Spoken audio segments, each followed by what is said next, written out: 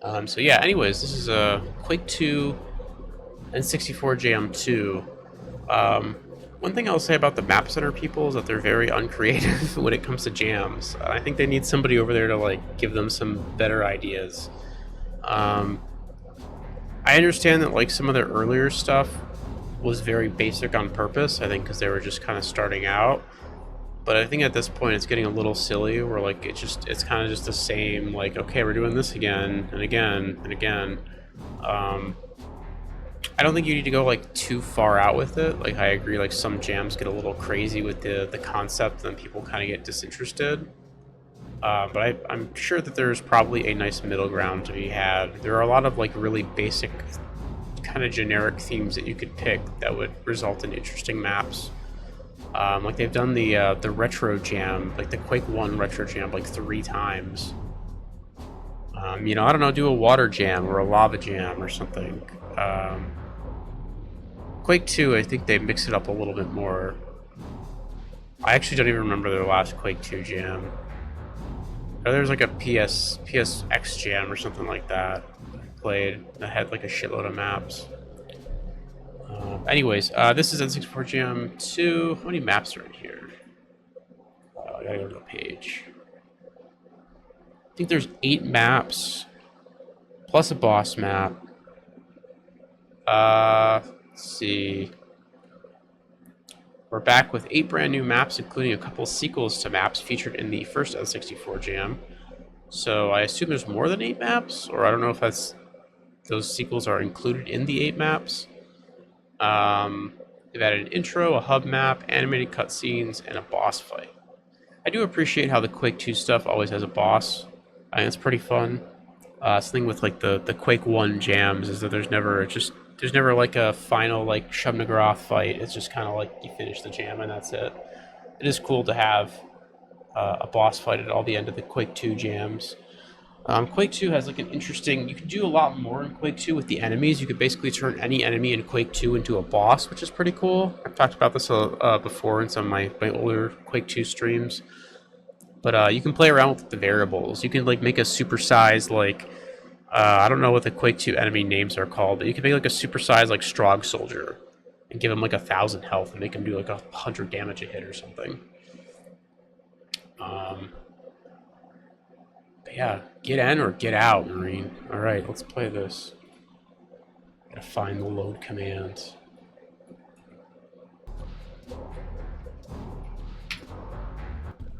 There we go. Look at that intro.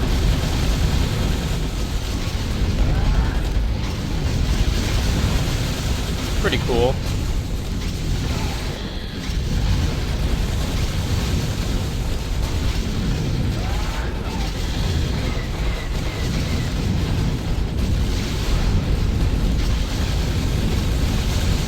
I appreciate the brushwork on the Quake on all those letters there. It must have been kind of annoying to make. Oh, look at this. They always have these nice little, I don't know if it's actually loading or if, oh, there we go, okay. I always like those nice little, kind of animated things that they do. Oh god, I forget this doesn't have fucking strafe jumping. Oh man, I'm just in the poverty zone. I forgot how bad Quake 2 and 64 was. For some reason, Quake 2 and 64, I wish I could just disable this. Like, I wish there was like just a command. Like, I don't care if it breaks the maps. I want to strafe jump. You can't like properly strafe jump. There's like a weird delay. Like when you like land in Quake 2 and 64, you're like stuck to the floor for like a second. I don't know why. It's very bizarre. Quake 2 and 64 does not have crouching. I like that. That's funny. Complete remaining missions to access the tank depot. Where are the remaining missions? Up here. Okay.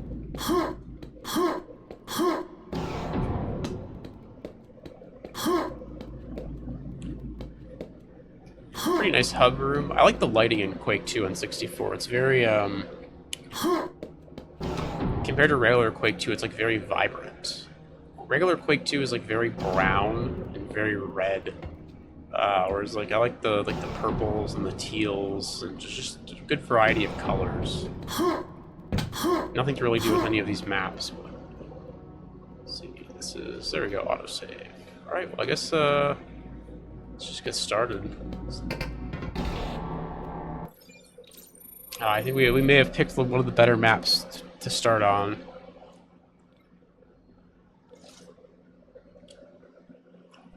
Given that I did see the author's name there. Alright, what do we got? Oh, we have everything. I don't know if that's intentional.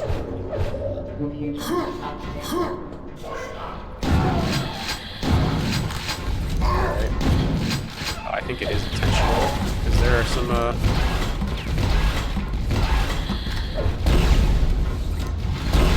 high-level enemies here. We're too late. Okay. I would have maybe preferred to...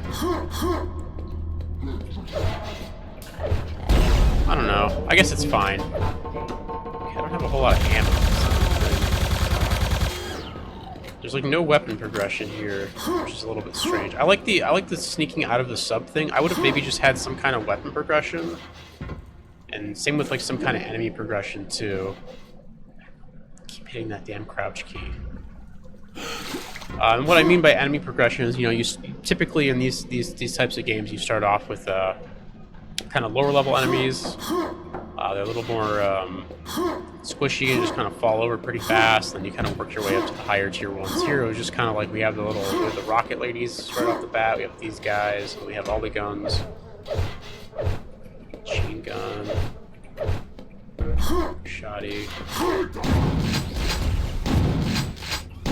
Yeah, so you're already fighting the railgun guys. I mean, I guess it's fine. I don't know how long this map is. Maybe they just kind of wanted to speed things up.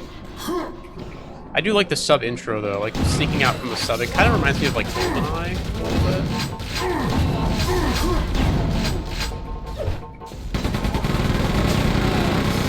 Just get rid of all these guys.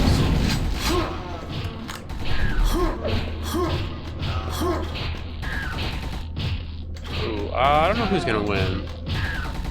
The dog, maybe? Seems like the dog's just... Oh, nope, never mind. The dog was kind of taking that guy to town, but... Okay, can't hit that. I don't know if the lack of music is intentional.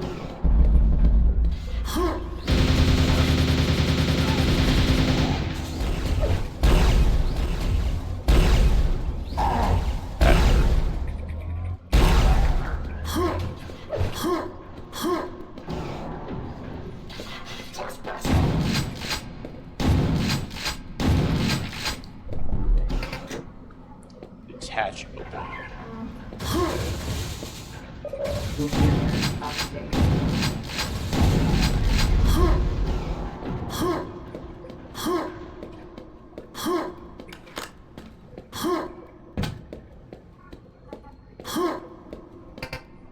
Access denied. Maybe we come back here later for that. I don't know. Yeah, I guess it's just always a little bit jarring, especially in Quake 2, because Quake 2 has just so many weapons. It's a little bit jarring to just get like all the guns at once. I think I maybe would have preferred just a little bit of weapon progression, just to not have it be so overwhelming. I don't know what... Back this way. Oh, yeah, back this way. Okay. Paper blast. There was all that ammo. Oh, that maintenance hatch.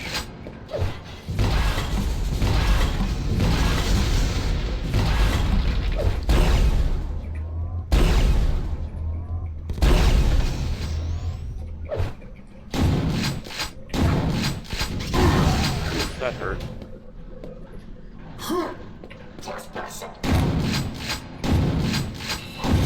I think visually this is a very nice looking map. Some really good brushwork. Emerald Tiger, I guess I'll spoil it now. I usually don't mention the author until it's over, but Emerald Tiger made this. Emerald Tiger has a very good knack for making Quake 2 like styled areas. He's like an expert at it. Like just anytime he makes a map, it looks like something that could fit right into like a retail Quake, like retail Quake 2.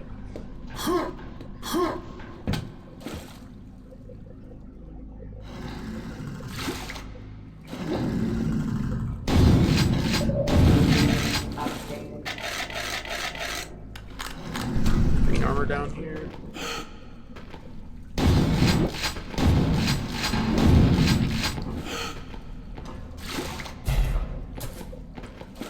It's one thing about Quake N64 also that's kind of interesting is power-ups that you pick up are just used automatically, whereas normal Quake 2 you have a oh fucker, oh, come on, that was horse shit. Okay, just do that, do this.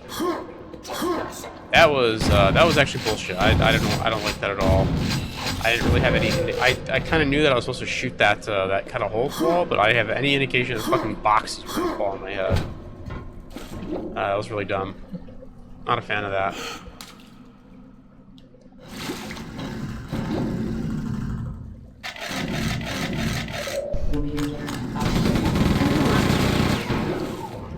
At least we're not too far from where we died.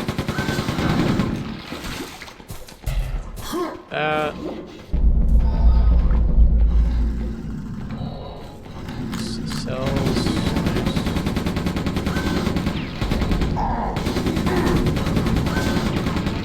That guy.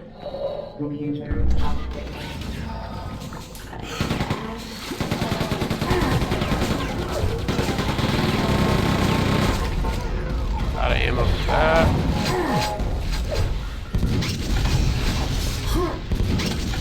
That guy's just gonna go for a swim, I guess.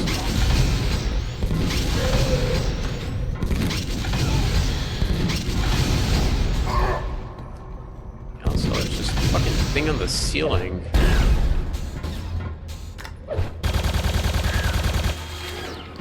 Jesus. No bullets from machine gun.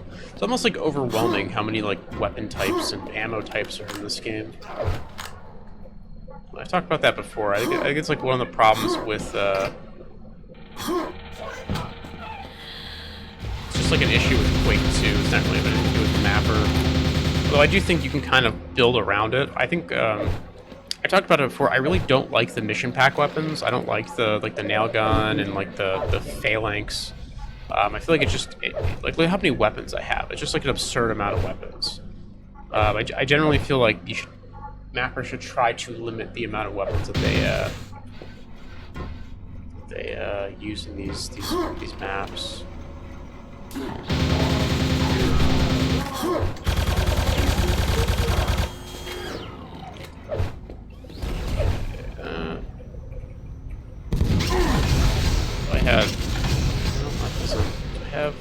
What do I have?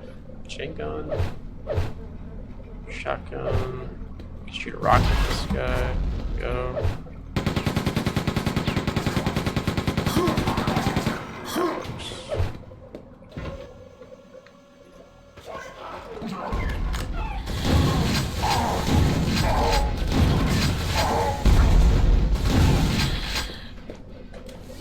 Just chill here for a second. Over here, got red armor. Nice.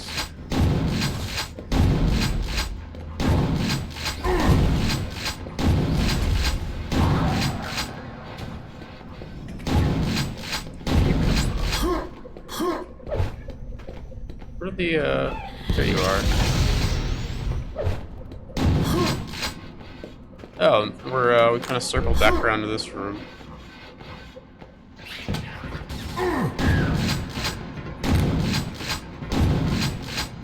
I always feel like somewhat disoriented coming back to Quake 2 after not playing it for a long time, especially like the weird like N64 version.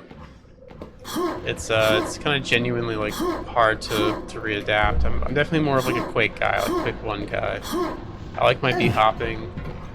I like my air strafing. I like my fast weapon switch, simple as.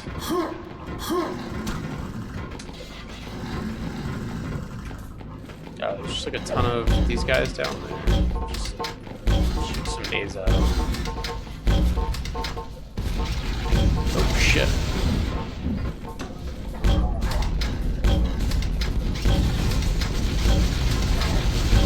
All these shielded guys, I don't have any, oh, I do, okay.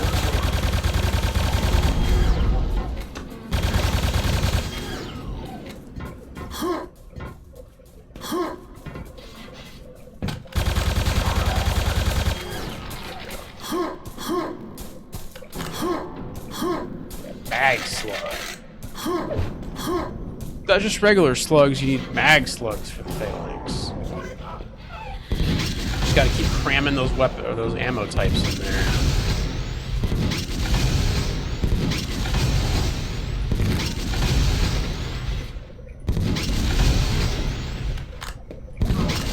Look at that guy's walk animation.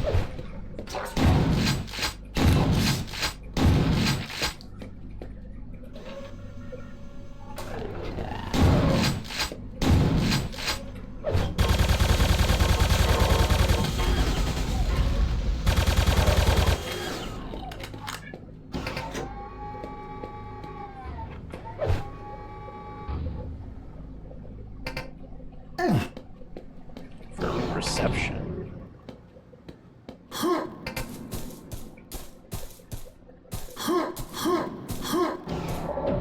Just gonna go back this way.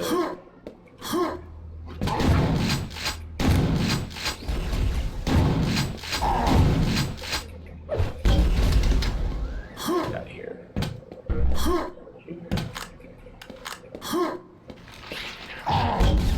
Kind of just circle back around to the start. These discount fiends.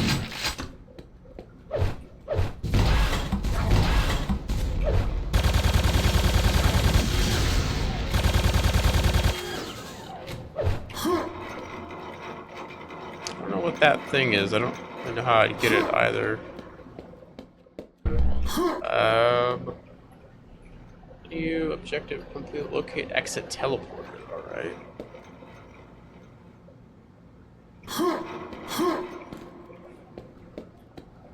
Just kind of did a full circle back around. Actually, don't know where the exit is at. That's where we came in, right? Yeah.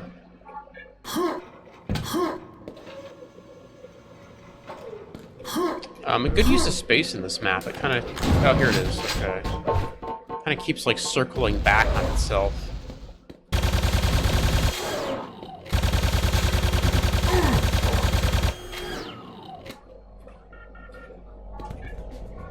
And, that's that. Pretty good level. Incredible brushwork, as always, by Emerald Tiger. I don't like this hub area. I don't like how you have to trek 5 miles to get back to the map. I think this is a mistake. I don't know who made this hub, but they should have put the maps closer to the where you spawn. Like, I think after completing a level, you should just spawn like right here. I think spawning all the way back there and then having to go all the way around is just a big waste of time.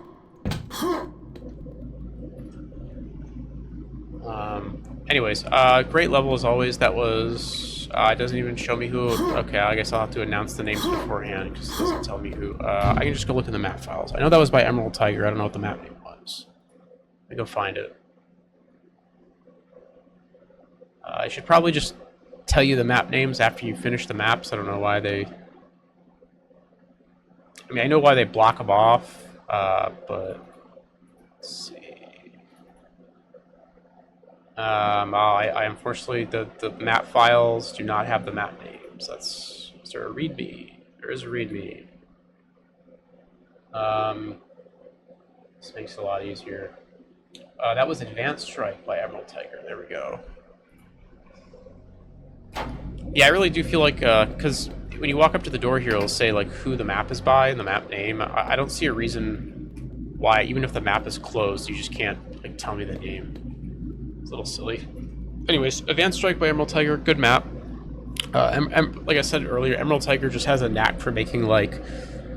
I feel like he worked on Quake 2. I don't know if he did. I don't think he did, but it's like he just, like, perfectly can replicate the Quake 2 style. Like, his maps just look like perfect Quake 2 maps. Like, again, you could just, like, if you took one of his maps and just put it into, like, the middle of, like, Quake 2 somewhere, and you just told me that was, like, part of Quake 2, I wouldn't know the difference, except for, like, the fact that his maps are probably, like, higher quality than actual Quake 2. I don't know. He has a knack for that style. He does it really well, even with the N64 limitations. It looks fantastic. The only thing I really didn't care for with that map was I didn't like the amount of weapons that he gave you. I found it to be a little overwhelming. I thought that he just kind of gave the player like too many weapons. I would have preferred like a gradual, because that was like a decently long map. I would have preferred a gradual progression of like, okay, here's a rocket launcher, you know, here's a, you know, whatever. It didn't feel like there was like a couple weapons to find, but they were the mission pack weapons, which again, I'm not. If you didn't know, with Quake 2, the mission pack weapons will occupy a slot similar to a I guess default weapon. So you have like that phalanx, which is just like a kind of an alternative to the railgun, and it kind of uses like a similar, you know, it uses mag slugs instead of regular slugs like the railgun. You know, the EFT rifle, which is like that nail gun, uses the same slot as the machine gun. I usually prefer one or the other, like have a machine gun or have the nail gun, have the, you know, phalanx or have the railgun. To me, it's just, I don't know, I feel like it gets very overwhelming when you have too many weapons. And that map definitely had, like, just every weapon in Quake 2 was available to you. It's just like, it's a little much. Anyways, let's keep going.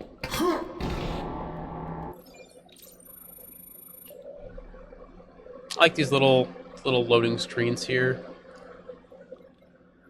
This one's less interesting though. It just has like starting missions. Some of the ones in previous jams I know would have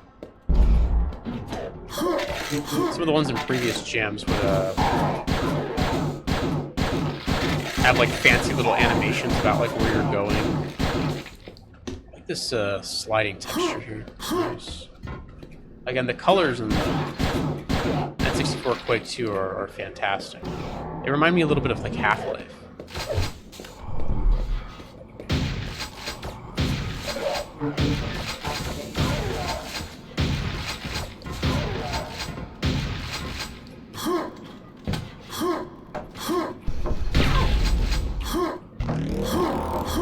Invisibility, okay. Interesting.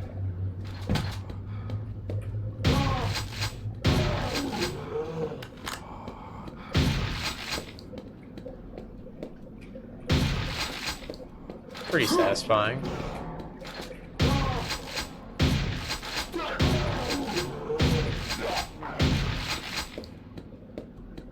I like this box room. This area is pretty fun. These boxes.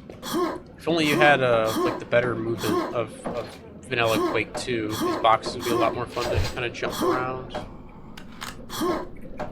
Do like some double jumps off them or whatever. Up here.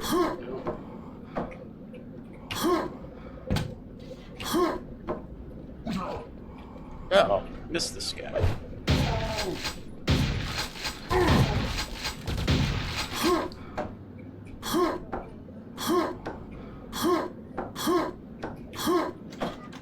Yeah, I feel like this area kind of, honestly would have been really fun to fight in with all these boxes. I probably should have picked up the invisibility, but I guess I didn't really know what was ahead.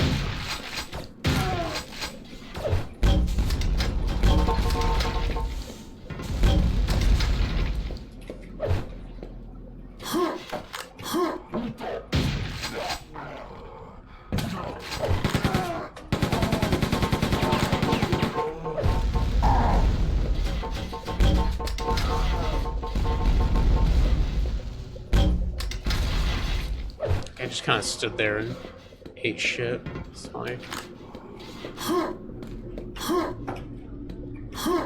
I wonder why they, like, I genuinely don't know why there's like a delay on the jump in Quake 2 and 64. Like, I wonder like if there's like a technical reason for it. Because it feels so bad.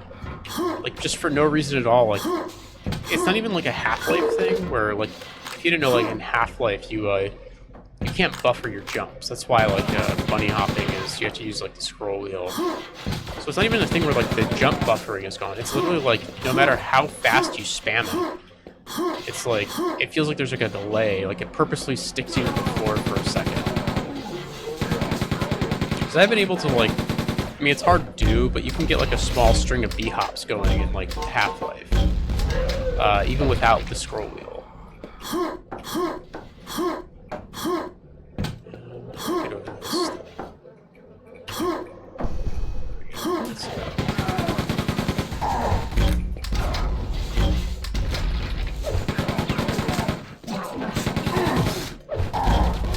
Oh my god. Sent that guy flying with the grenade. Jesus.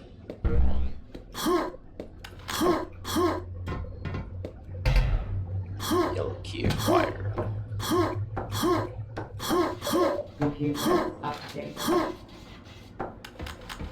Pick up all these goodies up here. And this just sort of takes us right back to Reef B. Very nice. Alright, I kind of like this map. It's like a pretty chill map. Nice visuals. I like the texturing in this room. These kind of like metal plate. This metal plate texture looks really nice. Again, like the smart use of the boxes. Like it would have been one thing to just like block off some of these hallways with just like walls, like more of this metal plating, but to kind of have it be like a, you could tell that was like a very different kind of room than it's just all like blocked off with the boxes. It looks really nice. Oh, there's a mega health up there. Oh, I want to get that. Oh, just climb up here. Oh, no, you have to drop down. Interesting.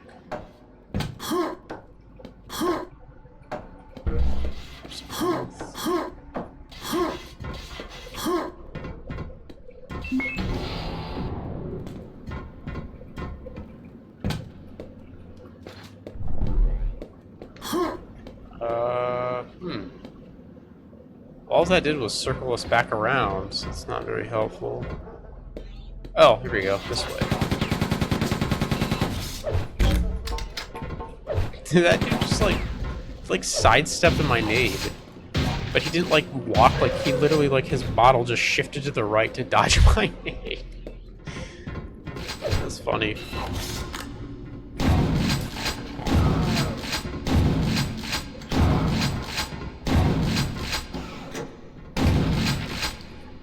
Roof hatch is open, alright. Oh, up here, okay. I think this ladder could have used some lights on it. Like a really minor nitpick, but it's like kind of blends into the background here. I think maybe putting like little lights, between the ladder or like on the sides of it would have been nice, just to kind of draw the player's attention. I could definitely see like an alternate reality right now where I completely missed this, and I'm just like, all right, roof hatch, let's go find the roof hatch, and I just start walking back that way.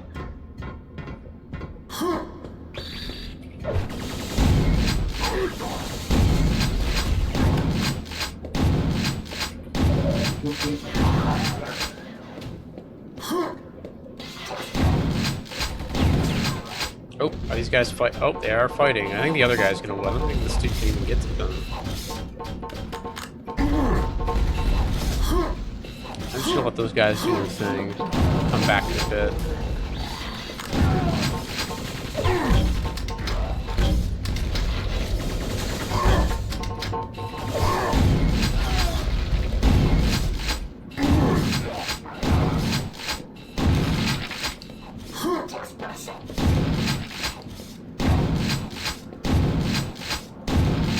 Where that hole in the floor is for the mega health. I'd like to go grab that.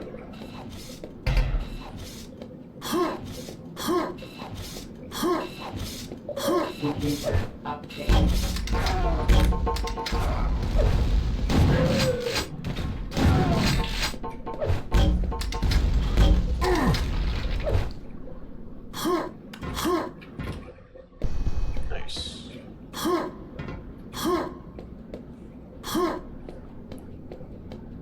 So it should be up here somewhere, right? Yeah, right here. Here we go. Nice. Good secret. You're gonna get to see the secret earlier. You get an idea of like where you're gonna have to come from. It's like, okay, I gotta drop from above, and then you get to execute that once you get up to the roof. Oh, I'm on the roof. I'm on a higher level. I gotta find that little hatch. Good. Well-designed secret.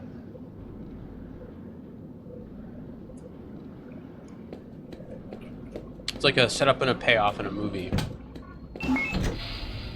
Deactivated.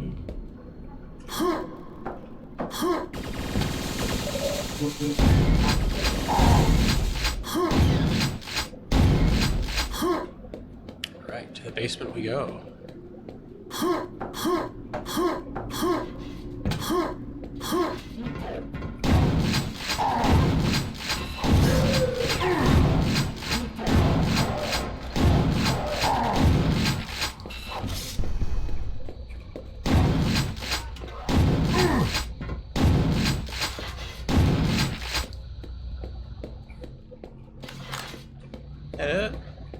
I thought there was like another guy in here. Oh, he's behind this door here. I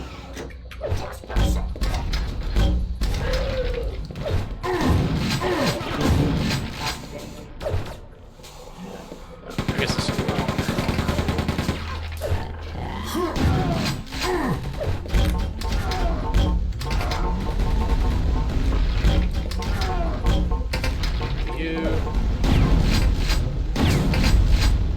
Destroy that. Nice.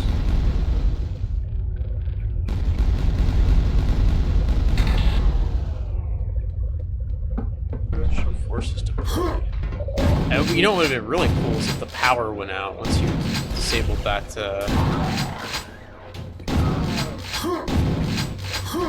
Disabled that force field.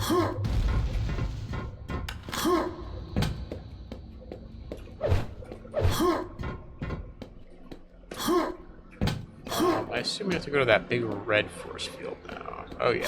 Okay. Look at that, he cut right through the center of the map, just perfectly loops back around. Also, this guy is just destroying me. Holy shit. I have no health.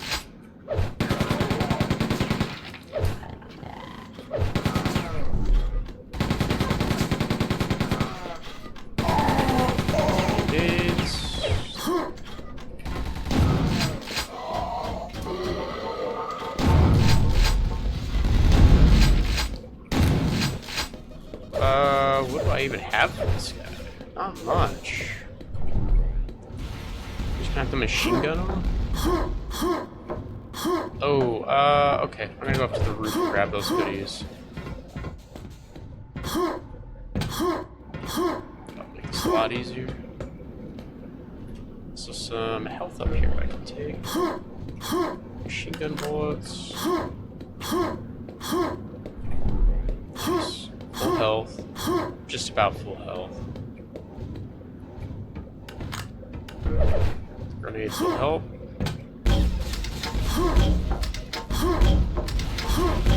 Oh, fuck. That hurt.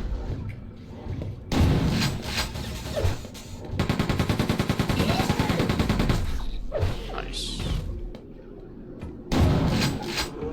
Oh man, there's still more. Okay.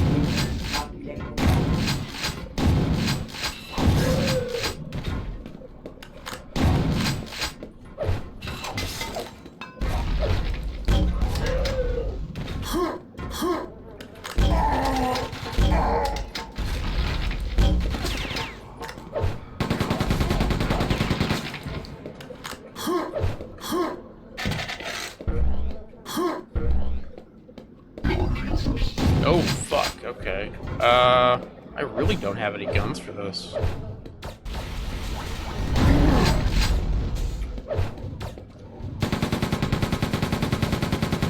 guess I could just do this.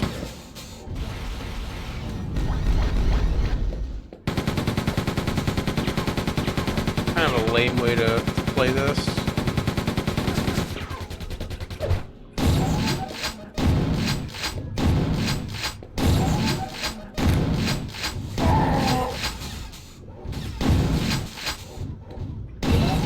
There we go.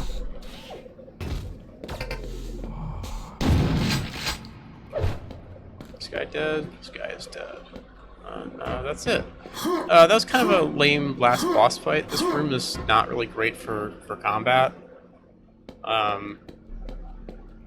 They also didn't really give me any like cool toys at the end, like no rocket launcher or railgun or anything. Maybe there's like a secret somewhere I missed. But it was just kind of like the resources kind of got rough at the end. I don't know. Maybe I was just eating hits like an idiot. But I don't know. That was pretty fun. I like the limited arsenal. I thought that was kind of interesting.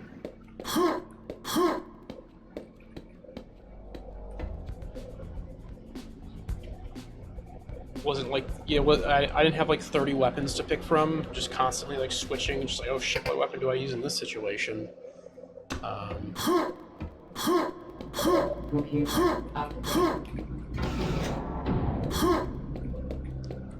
See, I'm just going to start reading the names before I go in, because I think I kind of forgot. I'm going to check the readme real fast.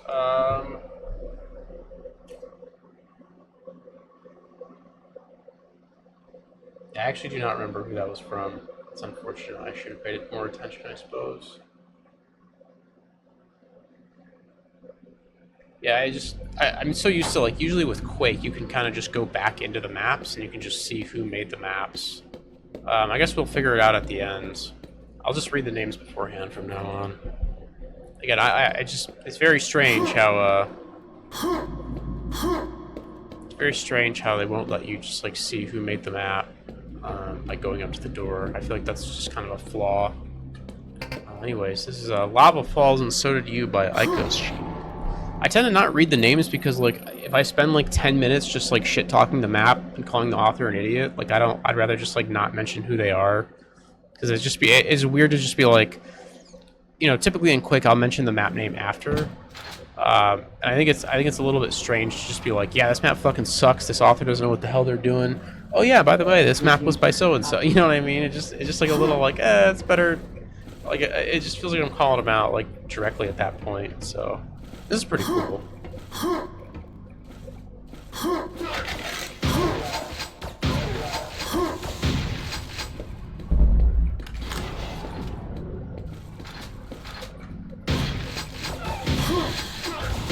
I crazy, or was she like T-posing for a second?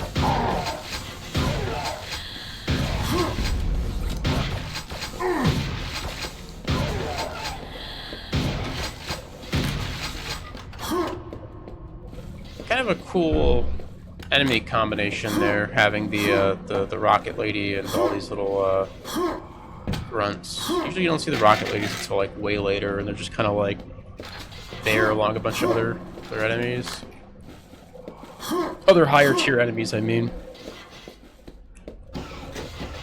well, I like that big lever.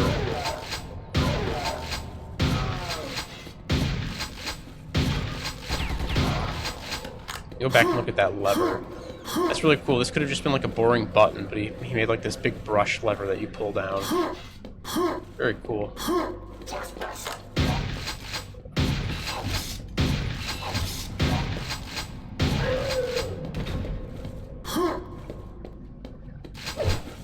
Nice.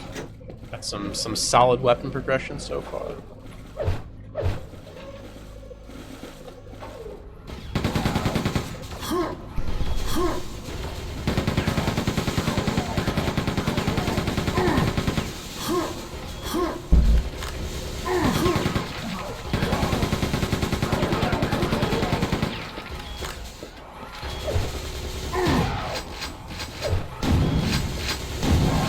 There we go. That works. I don't know if it was intentional to have that guy be able to be pushed into the lava, but that was pretty satisfying. Just like after all the bullshit he caused you, like guys are trying to cross here, just to be able to like shove him in the lava was fun. I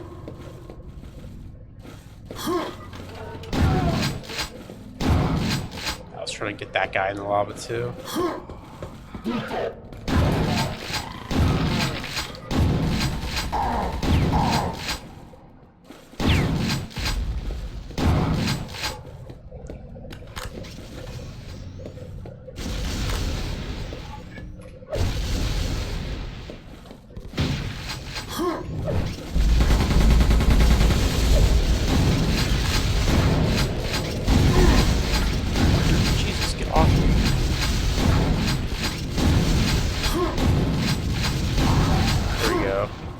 I think I kind of know what they're going for here. I'm just not sure how well it's working. In some of these situations, like there, it feels like that guy was just like right on the edge and just like still wouldn't fall off. Maybe if there was like a restriction to like where they, I mean, I guess, I don't know. I guess you don't have to push them off. But it would be cool if it was... I guess what I'm saying is, like, it was a little bit annoying that, like, I would shoot the guy, and then, like, by the time I recocked the super shotgun, he would just, like, move forward just enough to not get pushed off.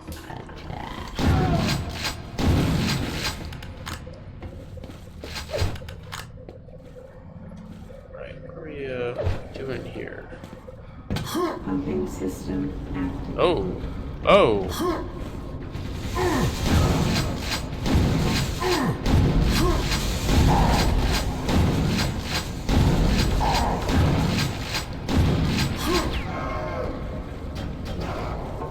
Pretty cool.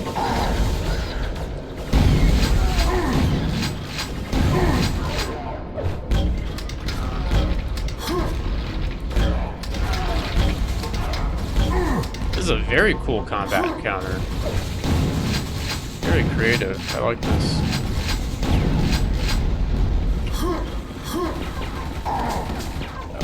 Out of grenades. That was a lot of fun. I don't think I've ever seen anything, well, I've seen some pretty cool stuff in Q2, but that's definitely up there. That was really well designed. I didn't feel like super overwhelming either. That's one thing about Quake 2 that's like a little rough, because the weapon switch speed in this game is like, it's like your character doesn't know where the weapons are, so they have to like take a second to find them. So it's just like, it's so slow. And you can definitely get into a situation where you really need another weapon, and it just like, you just die before, or you take a shitload of damage before you can take it out. So it's like, it's almost like you kind of have to be careful to not,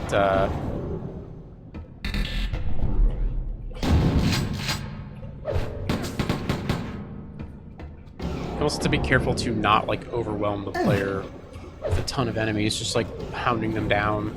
Because if they have just like the super shotgun out, they're probably just gonna, you know, die.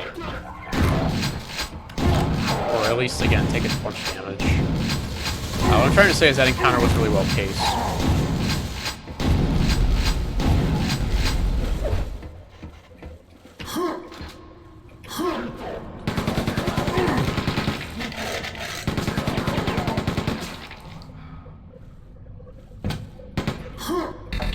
Nice, little yellow armor. Shotgun shells.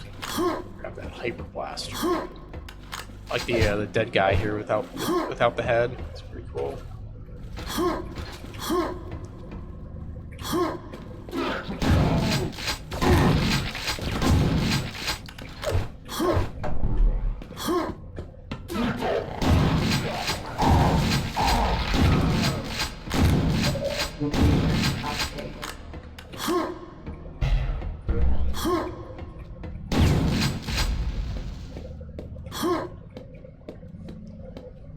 Need that anyways. Just keep going.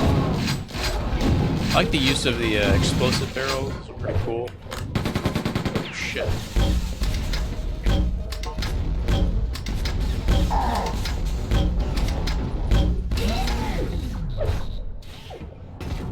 Looks like I missed a rocket launcher somewhere. Or did he drop those rockets? Honestly, not sure.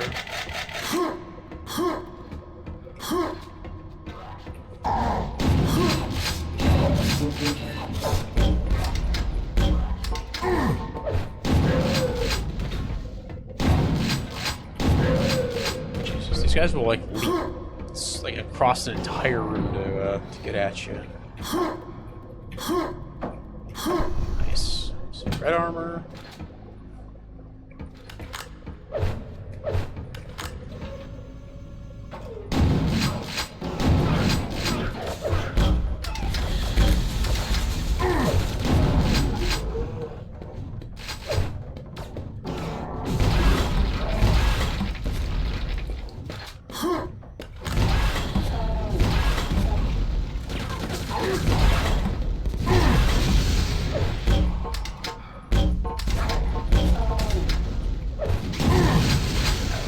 guy. Okay.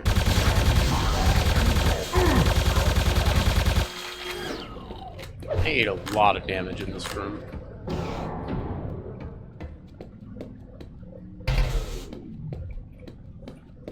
Got that. And then I think we gotta go in that other room.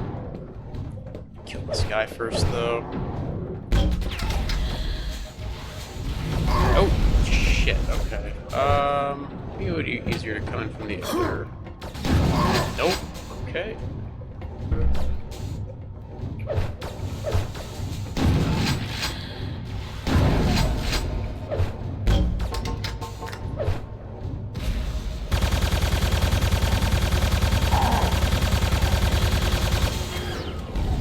I kind of don't like this guy's placement in this room. It feels like this is like a classic kind of door issue where I just like literally can't get in the room without just taking a shitload of damage from this guy. And there's like a ton of little fodder enemies hanging out around too. It's just I didn't even notice this rocket lady in the corner.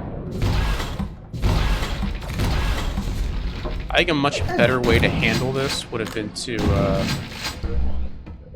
so you have like a big kind of area here. Have this be like a door. So you kind of come into the room, and there's like some fodder enemies that you're kind of killing, and then you come over here, and like the door opens up. Like both of these could be like cargo doors or something like that. Just giant doors, and one of them opens up, and like this big dude over here comes stomping out. I think that would have been a lot better, just so the player gets in the room. And then if you want to spawn more fodder enemies on the boxes or whatever, while the player is trying to like dance around this like middle platform to keep keep away from the boss. I think that'd be fine. I just think having all that shit in the room, like just right away in the player's face, is just a little too much. First field disabled. Exit available. Update.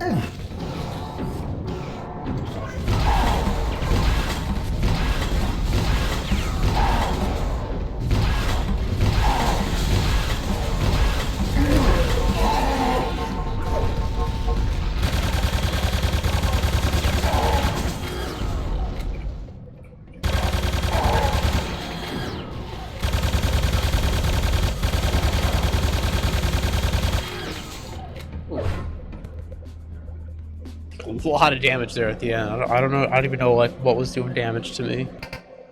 But that was a pretty fun map. I really enjoyed that. Again, I think at the end there was like that one issue with the. Oh, I don't know what's going on with that box. There was that one issue with the boss in that room that was just like, very hard to get into, and it just felt like the only way to get in there was to spam. But I really like all the lava platforming. I like knocking enemies into lava. That was pretty fun. That one encounter where you have to kind of keep switching sides because the lava keeps kind of going up and down. Super creative, very unique, very fun. I don't know. Overall, like a really solid map. Visually, it looked nice, and a lot of creativity. That was Aikoshi, Lava Falls, and so did you. Fun level. Let's keep moving. Hop in, hop out, like in front of 95.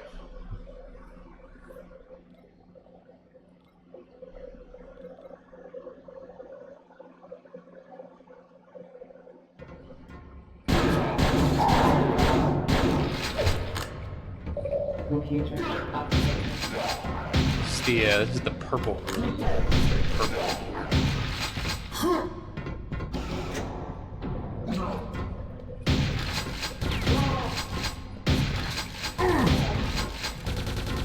Anything down here? No, there is.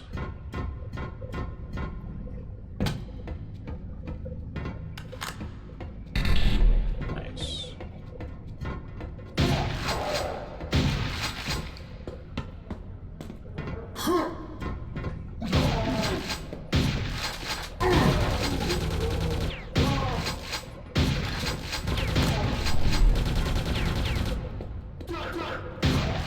Okay, I think this offer might have went a little too hard with the colors. Like bathing everything in purple's a little much, I think. They could have toned it down for this outdoor area. I think indoors it looks okay. If you're trying to kind of, if you want a room to kind of be like darker but not like super dark, it kind of looks not a bad look. But I don't know. Outside, I feel like just having like purple looks it's just like a little much, I guess. What I'm trying to get at.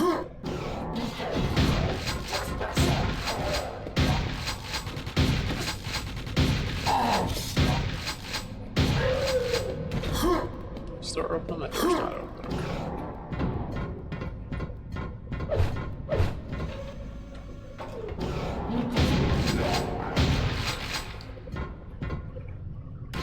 There we go.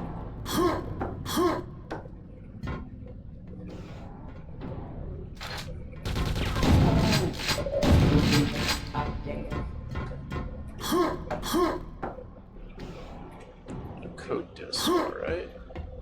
It's cool. You can get on top of the train. Can you go over here? No, you can't. Oh, the disc is just right there, alright.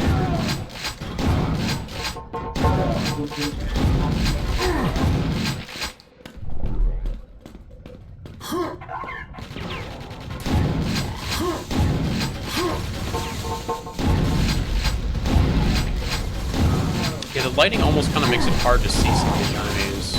I don't think there's like a flashlight in Q2 N64.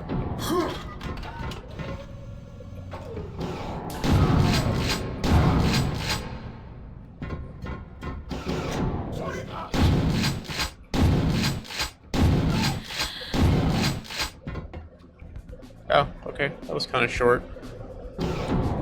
I think visually the map was okay, except for the lighting. I think the strong purple lighting in that map was just too much. It needed to be toned down a little bit. You know, I think there's definitely a time and a place to kind of use more purplish lighting. Like this actually is a really good example of like a really well lit room. You kind of have that yellow, that very strong yellow, kind of almost Q2 look, and then you have like this little computer area, and you can see there's like a bit of purple in here. And it looks nice. I think this is kind of how you use that purple lighting.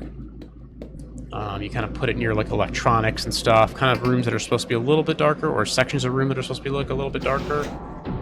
But you want like a good mix of colors. Even this room has like strong purple like hues to it, but it also has like the very contrasting like teals in the water. Is there anything down here? Oh, there he is. He lives.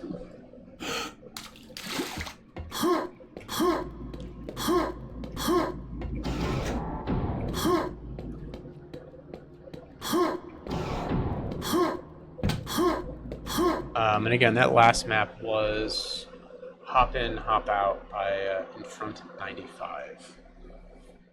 True to its name, that was a very short map. It was in and out. It looks like we're going downstairs now. Deep cover-ish.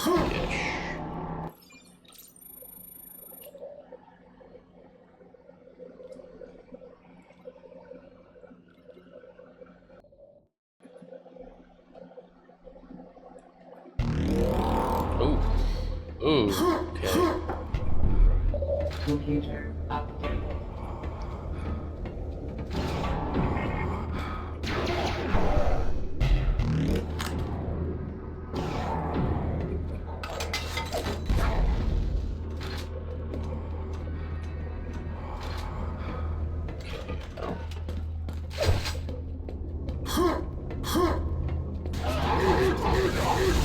I think I already screwed this map up.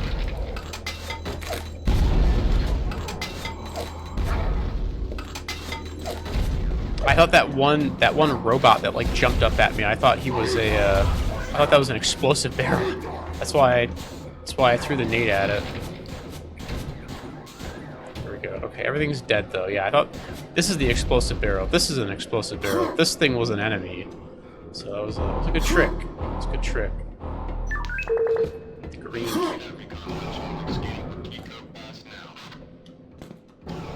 Collect green key. Okay.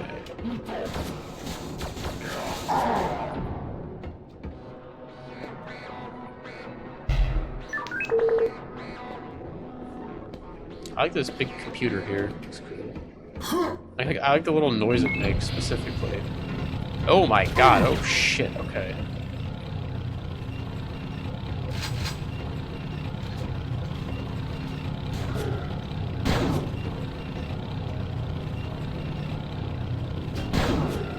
Is this guy not gonna... Oh, fuck.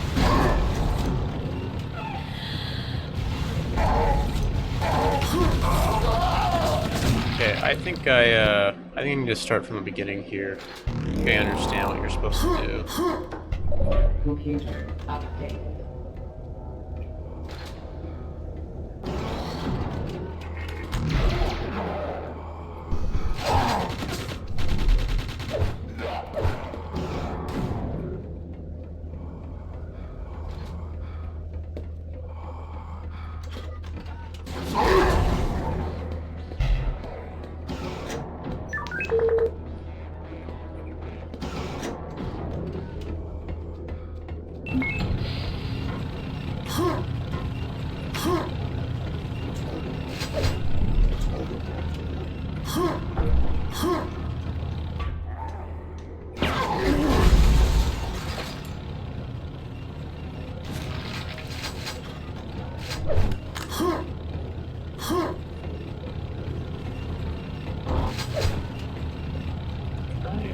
Oh, I can't. Okay, let's get rid of you. How do I...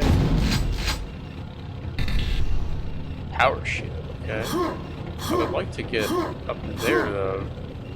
Oh, maybe... Okay, I see. I have to go higher. Right. Got it. A lot of ammo.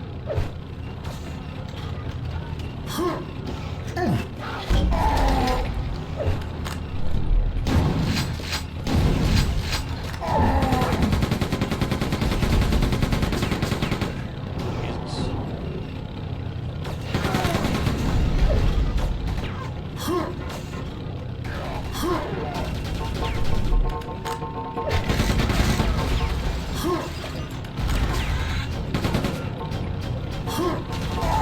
Oh.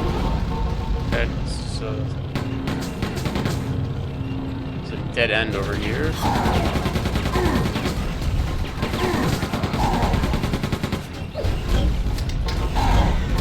Wasn't aware that that was a dead end.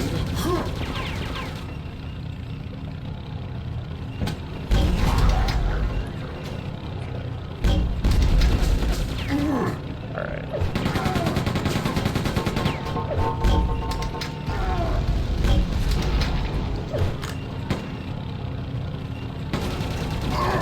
Okay, just shuts that door. So I need to get to a higher level, I just don't know how to get up there. I need to get up there. I got this fucker shooting me. I don't know what this button did.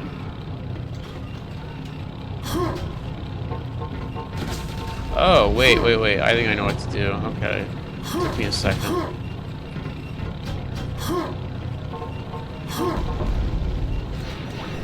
Oh. Fuck, that was close. Jesus.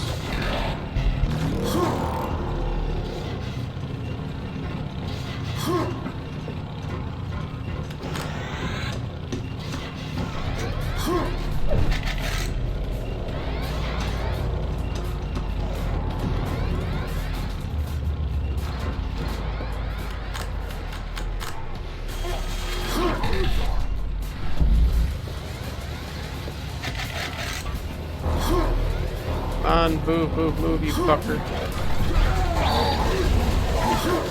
No! Okay, well, I'm just dead. This is all fucked up now.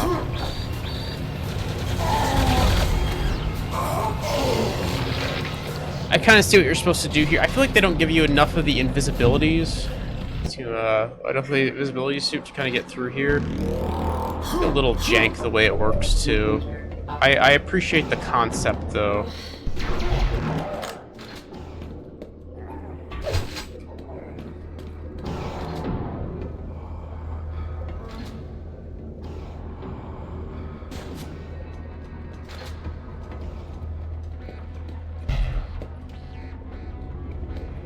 the way some of the enemies react when you're like invisible, it's just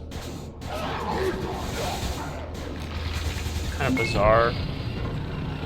Oh my god, when you have shit like this.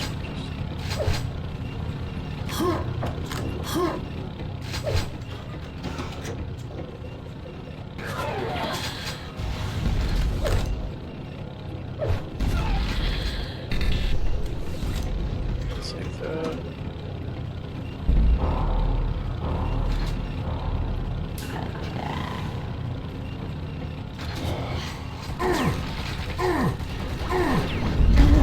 That's not good. Oh, Christ.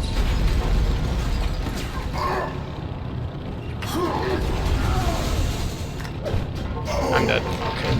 Alright.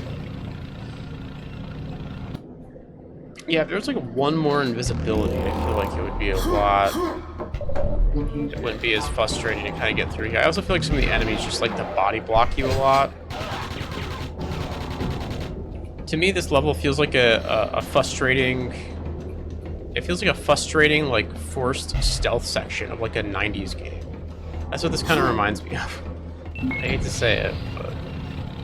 It's just, that's what I'm getting from this.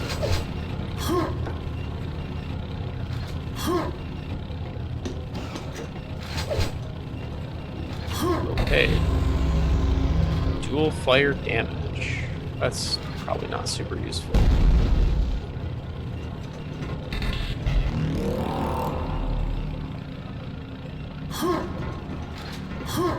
So far, so good.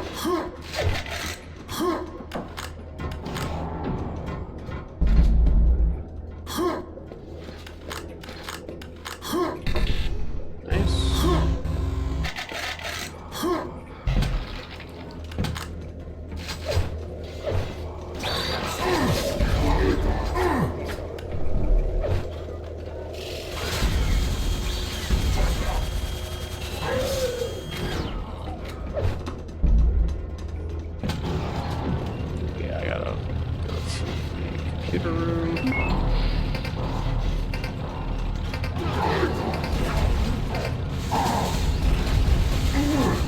Okay, Jesus. That was an I feel like a... I don't want to say A for effort. I feel like A for creativity, but, Computer updated. I've seen similar things in Quake, where they use the invisibility ring in that game, where you have to, like, sneak past, like, a bunch of shamblers and vores and, like, higher level enemies. I've played, like, a map very similar to that one in Quake. I kind of feel like... I kind of wish the map would...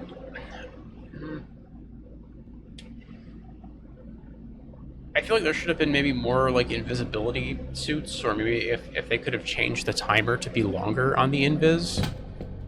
Because there is, like, more finagling. The versions of that map that I've played in Quake, where you're kind of sneaking through the level while invisible, they're usually pretty simple. They're usually really straightforward. It's just, you know, sneak past the shamblers and the the high-level enemies, and get to the end. That one was definitely more involved, where it was like, okay, I gotta go in this room, wait for these guys to TK each other, pick up this gun, get the other invis suit, shoot the button, go in the room, get the key, come out. Like, you know what I mean? There's just like, there's more going on there, which isn't a problem if you had more time to figure it out. But I feel like it's very easy to just lose the suit, and then you just start finagling with, like, trying to get through the level without it. But you really need to just, like, run through the level with the suit, because there are just, like, too many enemies. Maybe if you really took your time and kind of really just, like, fucked with the AI, you could get through it without the suit, but, I don't know. I feel like it's just a lot easier if you just run through it with the suit. The only problem is like I said, it's one of those levels where you just have to, like,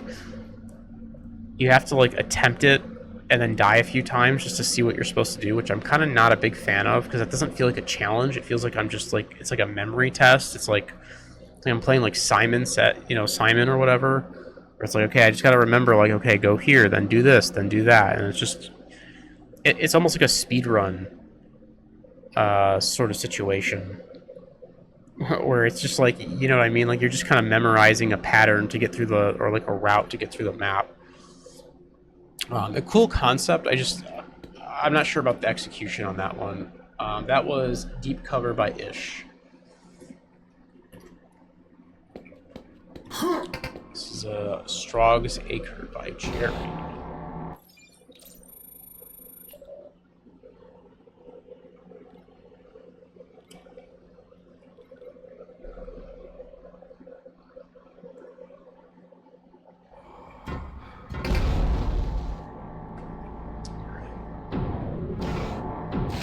Oh. Computer updated.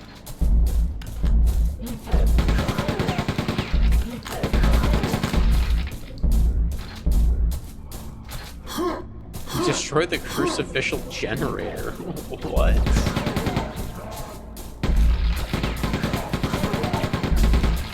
Interesting objective.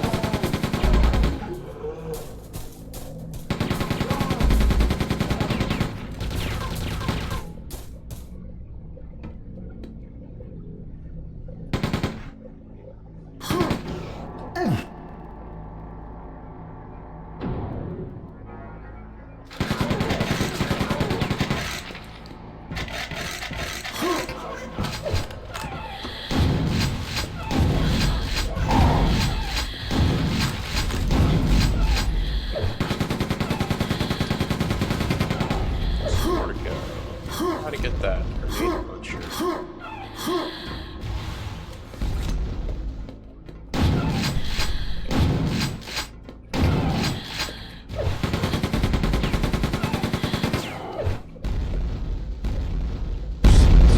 Okay. Computer updated. Okay, Commander, and rest peacefully.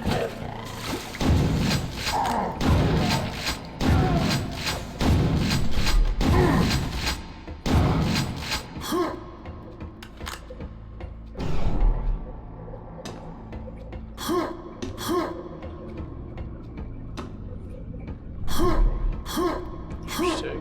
Okay.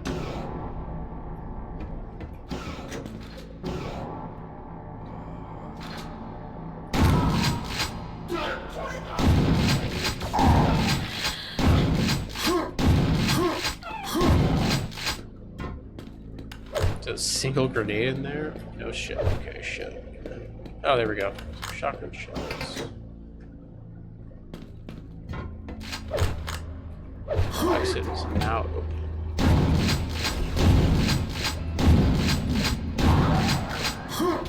Over to you.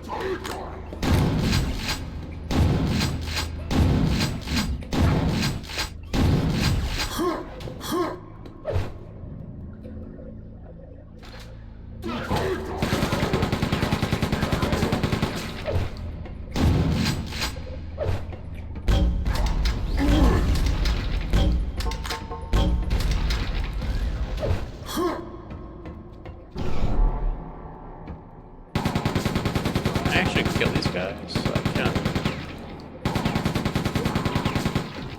Doesn't seem to do anything though.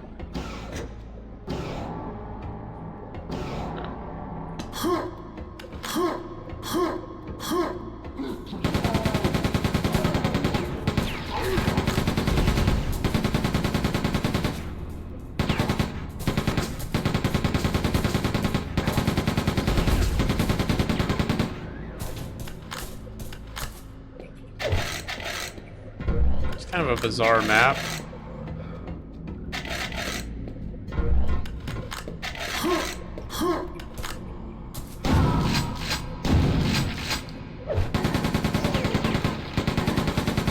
I don't know if killing these guys actually does anything, but access. In the water, perhaps? Yep. Okay.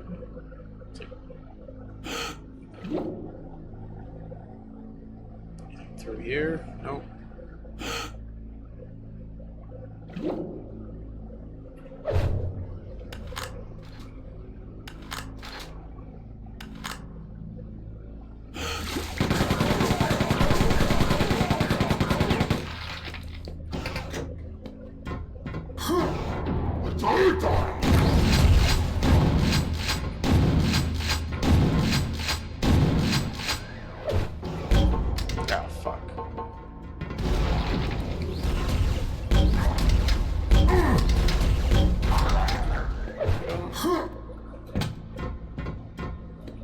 It's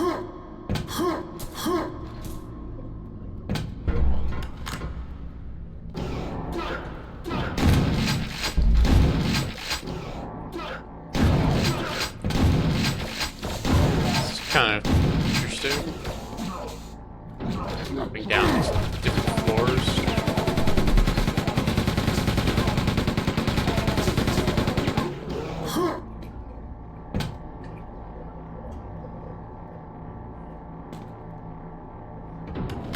Oh.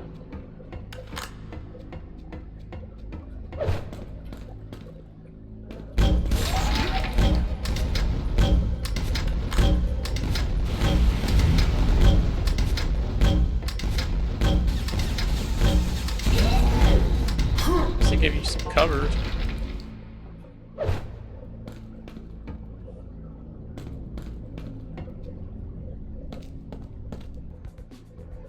I feel like that map was kind of like strange. Like I feel like it was going for like a surreal sort of thing, but it didn't really commit to it. Like there wasn't enough like surreal elements, if that makes any sense. I've seen really cool maps like that before, both in Quake 1 and Quake 2 that kind of do like weird things. And I feel like that one just didn't really commit to it. It just felt like a normal Quake, kind of maybe slightly boring Quake 2 map for like most of it.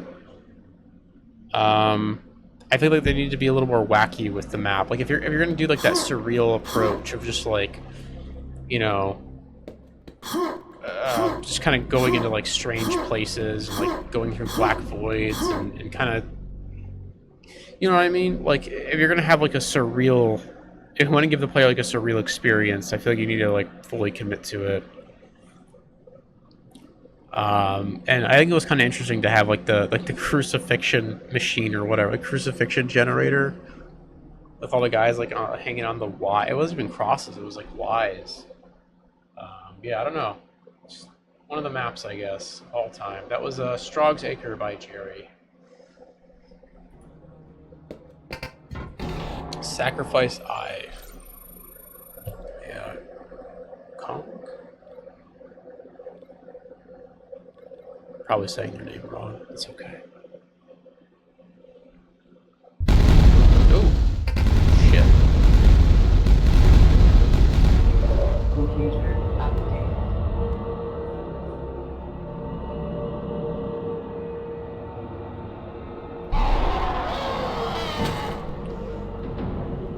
Oh no. Computer update. Or the surrounding area. Okay, so you want to talk about surreal. Oh, I have a flashlight. How do I... Oh, I need to look at my binds here. I don't remember how to use the flashlight. Put key binds. Use inventory. Enter. Ah, there we go.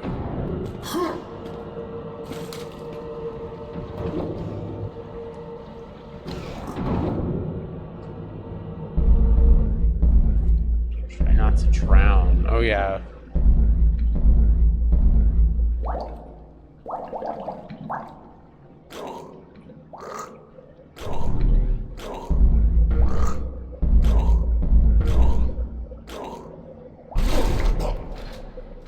Oh man, okay, yeah, you want to talk about like surreal.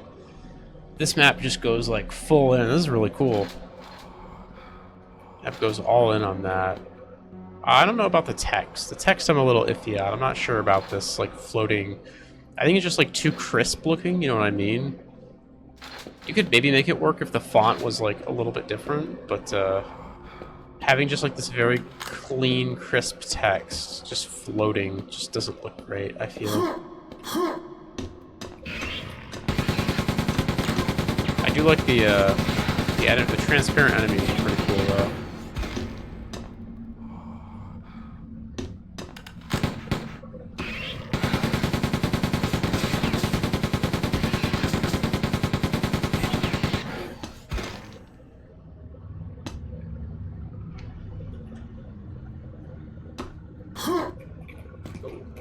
Low grab. Maybe.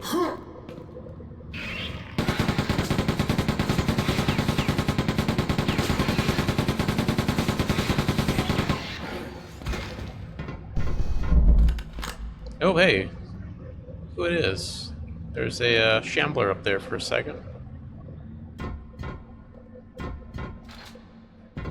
Always happy to see my boy.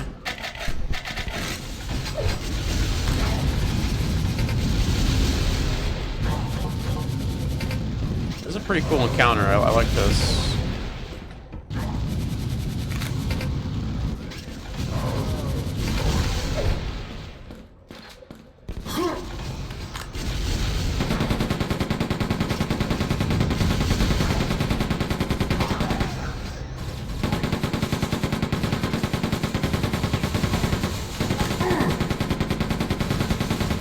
Having the upside down enemies.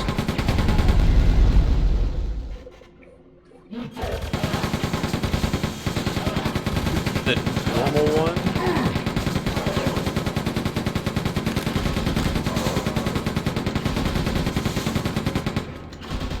Do I have?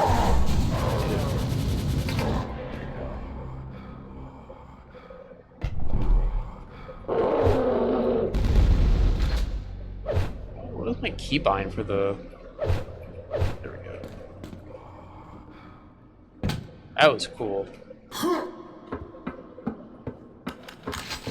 Computer update.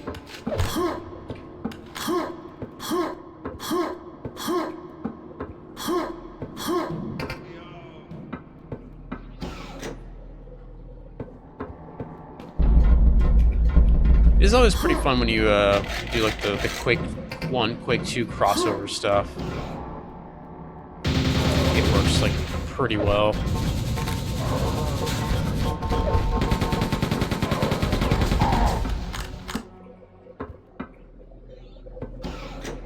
Computer update. I think that's like a pretty common suggestion, is that if they ever do make a Quake 6, they should kind of do like a Quake 1, Quake 2 crossover. Presumably you start with like the Quake 1 stuff and then kind of... I'm sorry, Quake 2 stuff, and then you kind of venture into the Quake 1 stuff. Yeah, that guy just jumped right past the box, so it's gonna break. It's okay though. Not box, the barrel.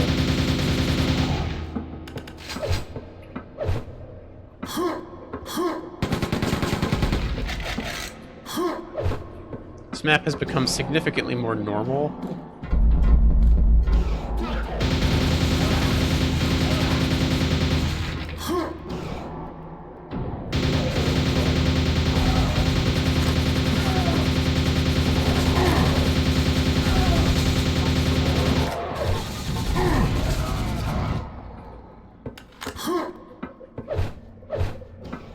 I had a shotgun. Oh wait, did I not? I have to hit this computer here.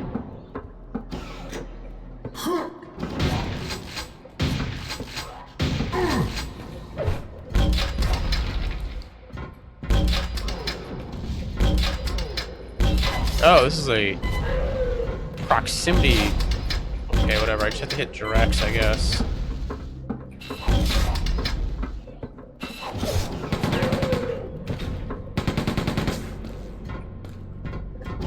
It's a proximity bomb launcher.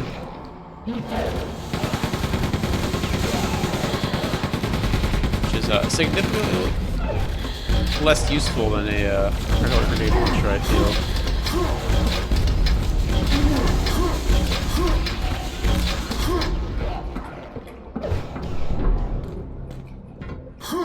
This armor yet? There we go.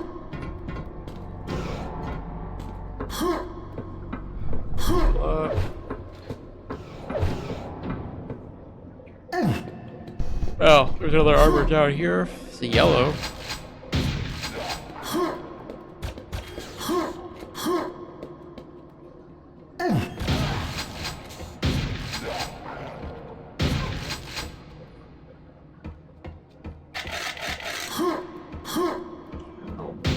What that did.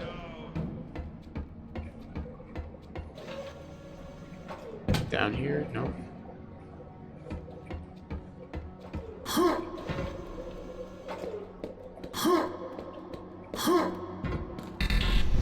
Oh, it opened this, I guess. Okay, that's cool.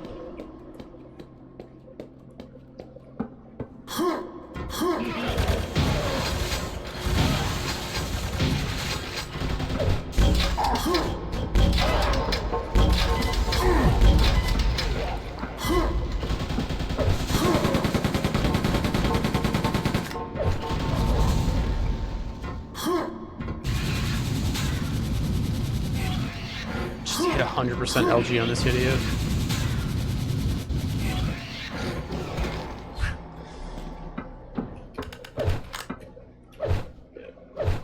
Proximity.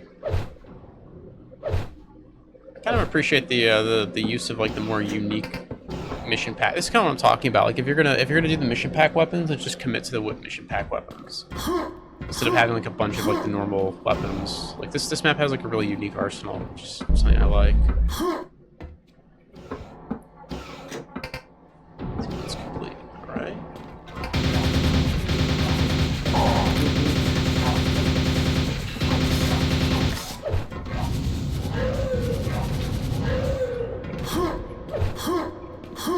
Probably go down here now, right?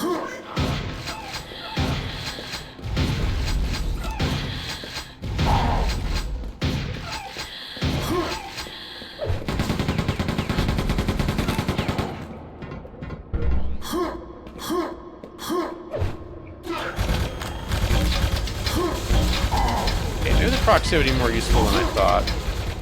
I guess enemies in Quake just kind of, since they just beeline towards you.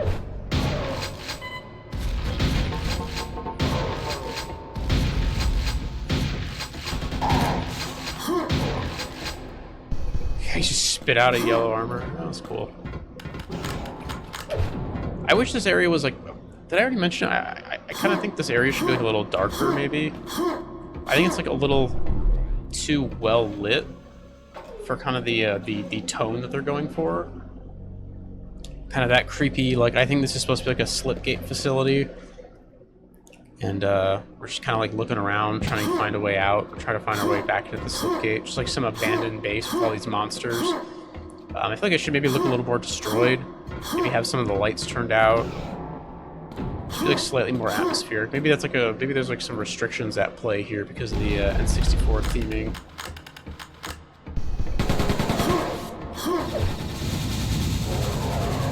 Medically, oh shit.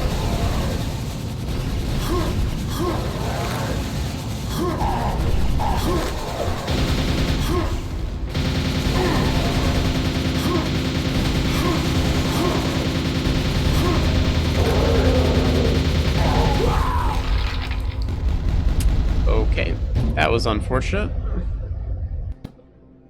Okay, nice. We quick saved here though. Let's get rid of these. I'm not gonna use any of these. There we go.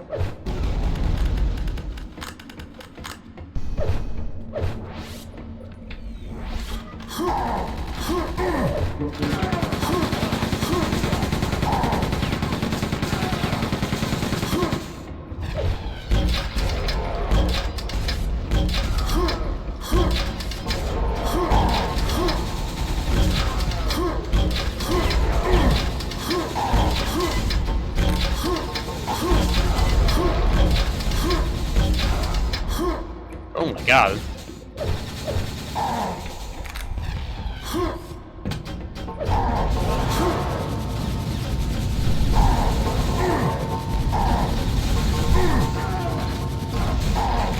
I don't know what that trap does. Just kind of just drags him in, I guess. Just kind of keeps him in place so he doesn't run at me.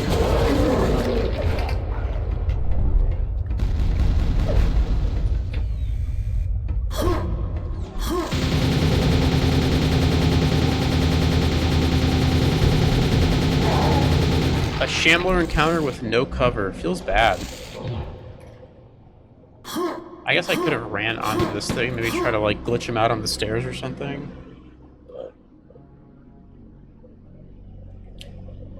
I'll be honest, this room kind of sucks.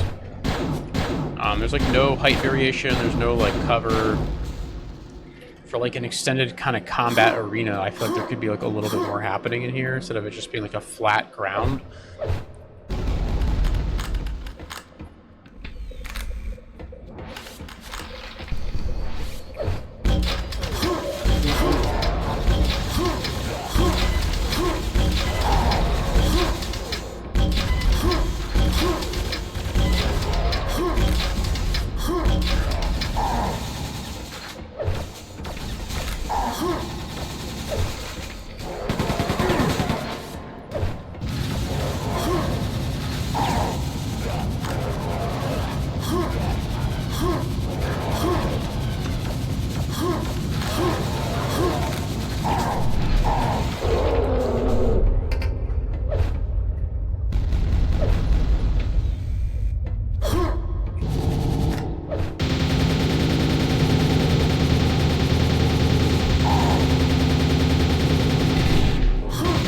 Oh my god, he can just run anywhere, huh? I don't think he cares about that trap on the floor. He just like walks right over it. He doesn't give a fuck. There we go. Oh, follow the shamblers. Oh my god.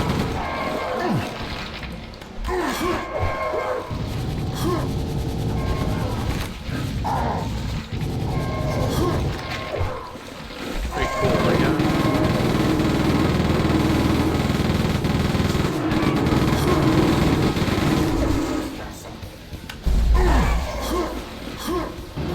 grab that. Do we have any other weapons? I really don't. I just have the shotgun.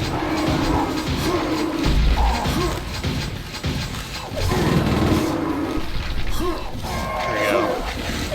Oh, hey. That'd be helpful. Where's the shambler at? Where you at?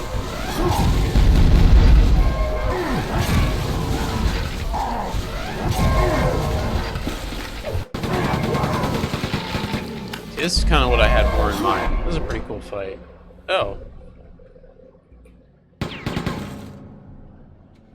That's not good.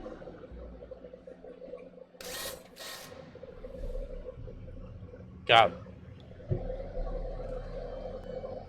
drowned at the end, I guess?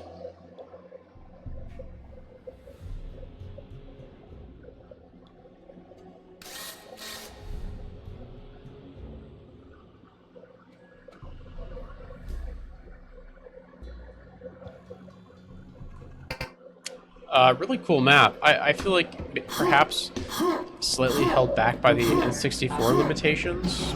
I love the earlier parts of the map where you're kind of going through that like the underwater section, and like the upside down like pyramids and everything. That was really cool. The facility, like I mentioned, I thought could look a little bit creepier. I feel like it just didn't really have a lot of atmosphere to it. I feel like it was like too well lit. I think it needed like, especially because you have the flashlights. So I think the areas could have been like a bit darker, like have some just like pitch black hallways. You know, some hallways that are just kind of like very seldomly lit, just like one or two lights. You know, just the atmosphere was just a little plain, I guess. Compared to, like, I think I know what they were going for because I've seen it executed before in other maps, and I think it's just, again, I'm not sure if it's the sort of thing where like they were limited by the N64 sort of theme, or if they just chose not to do that. I'm not really sure what the limitations of the N64 theme are. What else? Overall, I really like the concept. I thought the fight with the initial fight with the general medic or whatever was kind of shit. Like I said, I think that room was just too flat. It had like no cover. You just kind of have to like tank his hits and just try to like out DPS him, which is kind of lame. I would have preferred if there was like at least something going on in that room. I definitely think you could have had like, even if it was just like a small little area like in the back of the room that was like slightly elevated with like some computer consoles on it, like that's like the controls for the slipgate. Just something that you could kind of dance around and like use as cover, and just to add like a little variety to that room. I mean, you can kind of like run around the slipgate itself, but it's a little bit awkward. I thought the final fight was really cool against the Shambler. That was really it was a lot of fun. Kind of that like weird, you're going back into like the Quake world or whatever.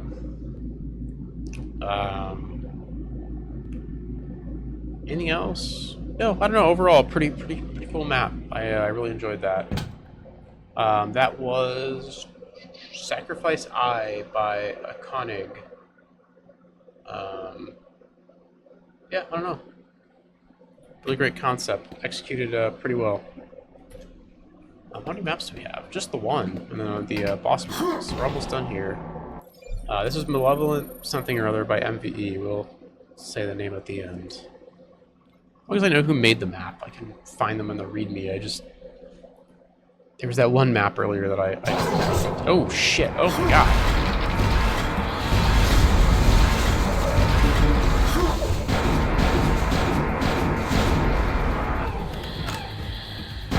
This map needs to calm down a little bit.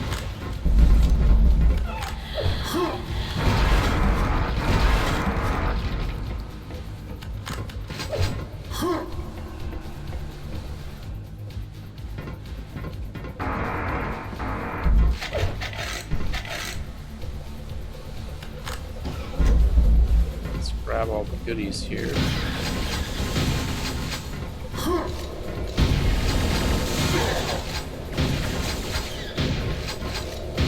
With the shot. Oh my, oh Jesus, okay.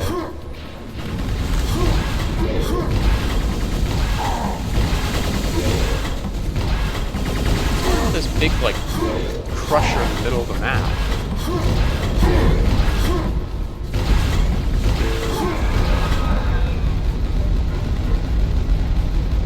Is this just like a boss rush arena?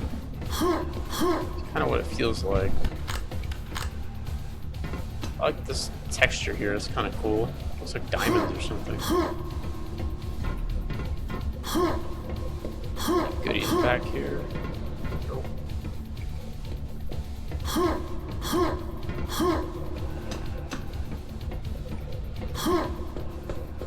I like these spinning gears. Pretty neat. The iron. This gun's actually pretty fun to use. Reminds me of like the Tribe's like disc launcher.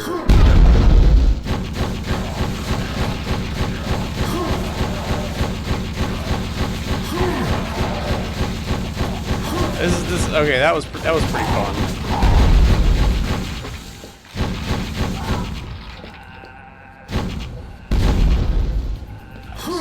Grab that.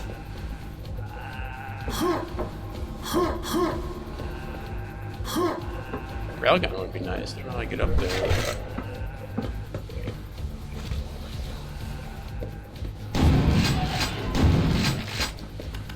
Never mind. You just do that. That's easy.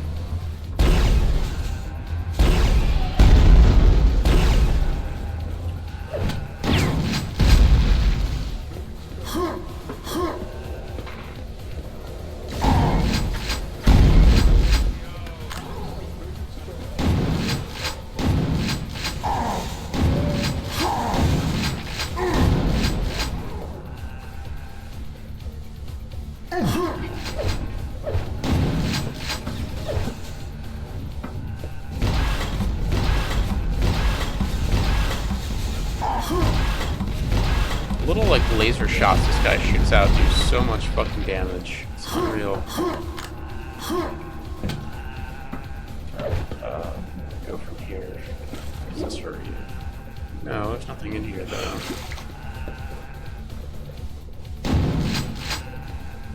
Access. Am I supposed to jump in the purple goo down there?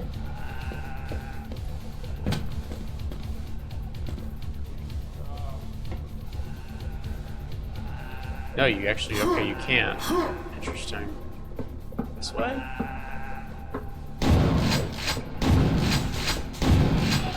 Oh, I see a mega health. Let's grab that real fast.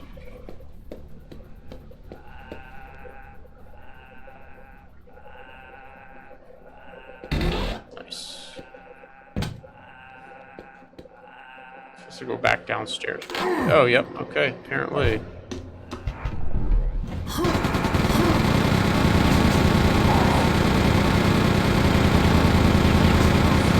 It is a little silly. That guy had a lot of fucking health. The Quake 2 chain gun with quad damage is absurdly powerful. It might be like one of the most powerful like combos in just any game. It does so much damage. Oh, is that it? Okay. That was fun. I don't know. Nothing crazy. Just like a fun sort of like an enemy boss rush type map almost. Just kind of giving you a ton of fun toys and feeding you a bunch of quads to just go, wild with. That was Malevolence Magenta Mayhem by MVE. Pretty fun map. I don't know. I like the room with the Iron Ripper and all the guys. That was cool. But yeah, that is all the regular maps here. I think the only one I didn't mention was Gila Logistics Computing. I think that was the map I played second that I didn't see the name of. That map was pretty decent if I recall correctly. I think that's the one with all the boxes. That was pretty fun. Anyways, let's go find the boss.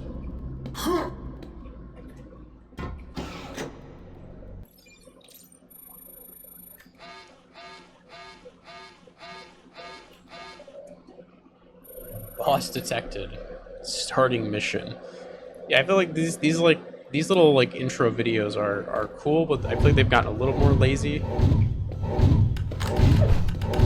They used to like display like a little bit of information about like the map you're gonna play and whatnot.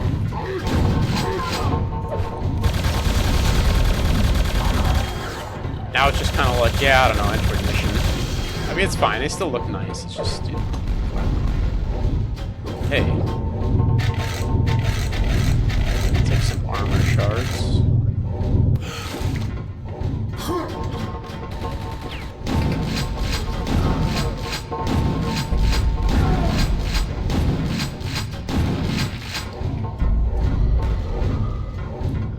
More to go.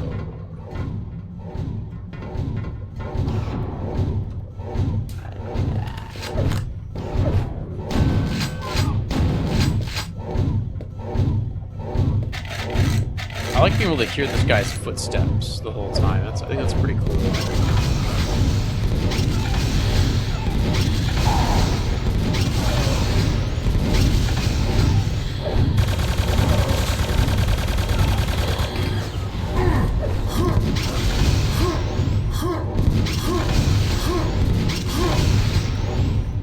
Let's see, can I find that other button?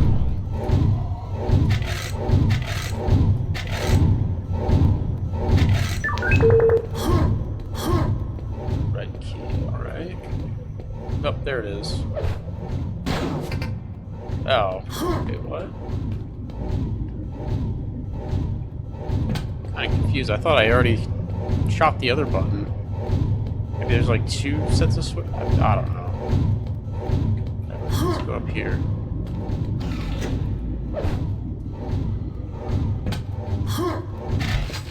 Computer updated.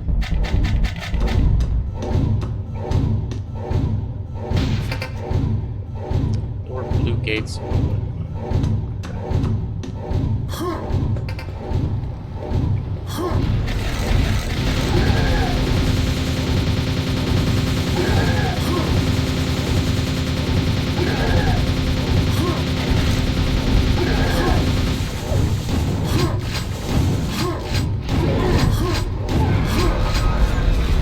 A little mini boss.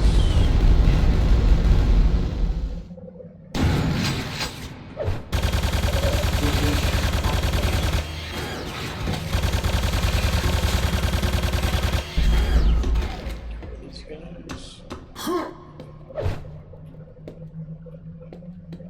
So lower blue gates. Maybe I have to go back.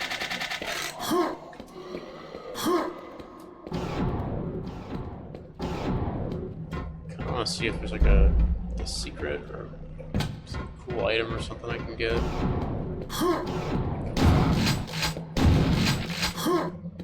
Doesn't look like it though.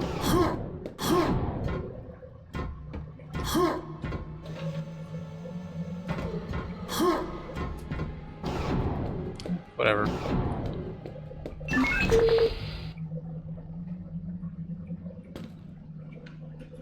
Computer updated. Through the assembly line. Okay. Oh, this is the okay. I think this is the blue gates that they were talking about. What do I got for weapons? Do I have a rocket launcher? I don't. Grenade launcher, hyperblaster, phalanx.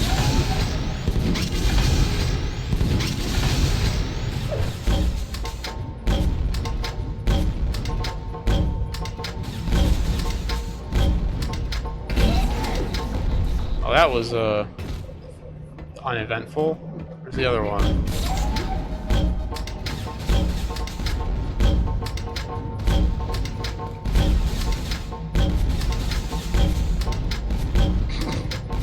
This is kind of goofy.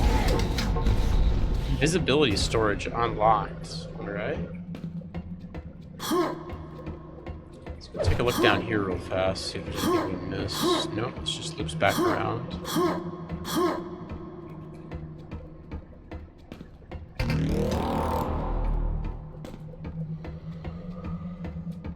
That's a cool use of the invisibility.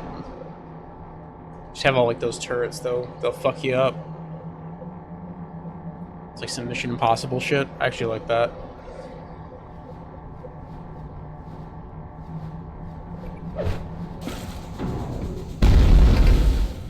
Review your options. Okay. Heavy infantry. Alright. Rockets and chain gun. Ranger. Railgun. And I don't actually know what that weapon on the right is. Specialist. BFG and a bandolier. I like these choices. That's something that you don't really see in Quake a lot, but I've seen it in a lot of Quake 2 maps. It's just like the kind of game gives you a choice. I mean, the chain gun is like the best gun in the game, but I don't have any like ammo for it. It burns through ammo really fast. The railgun's really good. I don't know what that gun on the right is though. I don't think it's the laser. I have the hyperblaster. I'm kind of tempted to just take the BFG, but for the middle path, what is this? The disruptor.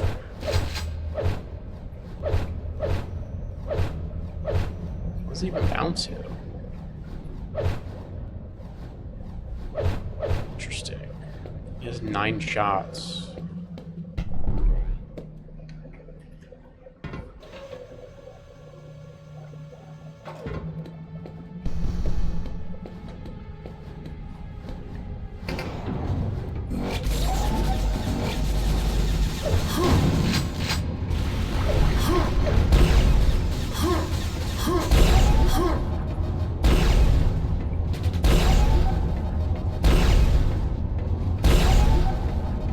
Disruptor seems kind of bad, but I mean the railgun's always OP. Ranged hit scan.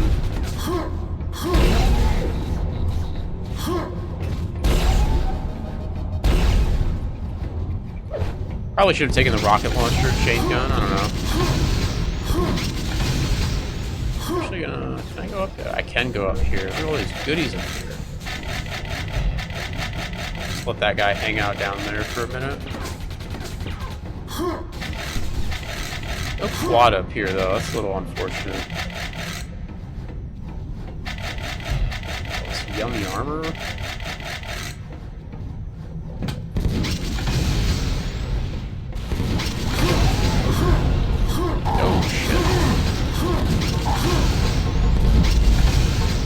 Actually need to use the upstairs now.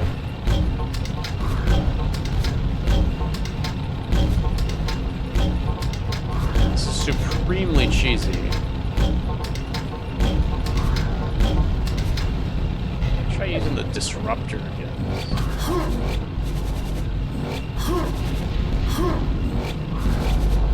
It just doesn't seem very good.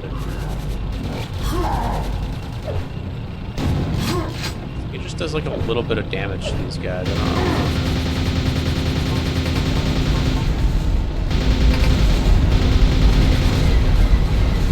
Alright, well, if there's ever a time to use the rest of this ammo.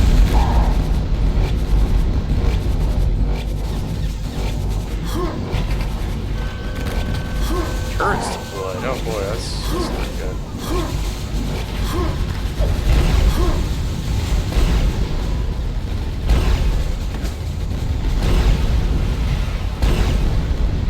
You know what? Actually, I'm glad I brought the railgun. That makes these turrets a lot easier. Oh shit, Mouse 2 is bound to jump on soon.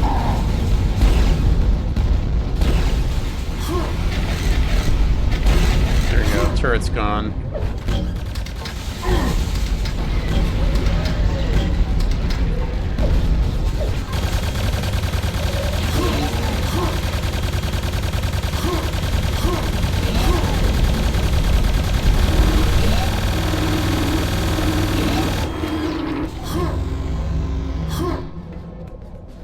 That was alright. I like the upper floor, but I feel like the problem was the upper floor made that a little bit too easy, if that makes any sense. Like I generally felt that you could just stay up there and not really take any damage, which is great. Because you ideally mission pack complete. Well done, Murphy. Thank you. Appreciate it. So yeah, that last level was pretty good. I like the choice at the end. I've seen that before. I'm always a big fan of making kind of a weapon choice. Quake 2 has such a large arsenal. There's no reason to give the player every gun. I think that the final fight was it was just too easy, being able to just sit up top like that. And I understand that that's why they had the turrets, but then you just kind of get rid of them with like the railgun or whatever. The turrets aren't really that strong. I would have maybe, instead of having that really high up floor, I would have brought that down a little bit. I feel like that arena just wasn't super great. It was like one really flat floor, and then you had like another flat floor up top. I think you want a little bit more height variation, but where the enemies can still kind of reach you, if that makes any sense. You want like little bits of cover in the environment to kind of keep the player moving. I didn't really feel like I had to move a lot. I literally just sat up there, and I was like, oh, I could just sit up here like spam nades down. I don't need to go down there. And then they can't hit me. They can't do anything after I get rid of the turrets. And the turrets do far less damage than all the guys down there do. So, I feel like that's kind of maybe been like a consistent problem with some of these maps. Is like the arenas aren't super well made, or like they're very flat feeling. Not all of the maps, but there's just like there's been a few instances of that in this jam. And again, maybe it's done on purpose. Maybe they're trying to like replicate the very simple N64 style. I don't know. I also just noticed that there's a ladder here now, but it's like completely in shadow. It's very dark. Maybe it's my monitor. This is like I missed this every time I came through here. I would have probably put some lights behind this ladder here. It's very easy to miss.